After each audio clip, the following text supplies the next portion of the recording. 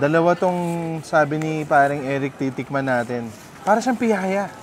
Try ko muna itong parang giant piyaya. Red bean naman. Hindi naman siya yung, kumbaga sa atin, ano nga ba laman ng piyaya? Sugar molasses. Molasses. Ito red bean. Dahil bagong luto, chewy at malambot. Yung ano, parang piyaya nga rin. Masarap siyang kainin. Pero dapat kainin mo siya agad habang mainit pagkabili mo.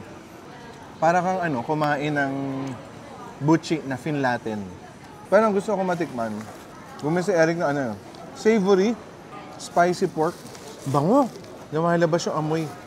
Tingnan natin ha. Uy, tingnan mo. Parang pwede, no? Tikman natin ha. Talagang meron siya nung konting ano, yung gooiness. Yun yung nakakatawa eh. Parang thin pizza yung dating. Sobrang gusto ko to. Ang epekto parang kang kumain ng pork jerky. Malaganon yung lasa. Ang sarap na to, pare. Sobra. Ako lang, sa taste ko, pwede ko nakalimutan to. Sorry. Ang sarap na snack nito, sobra. Dumadagdag pa ng nuttiness dahil dun sa sesame seed. Sobrang sarap. Gabum na gabum.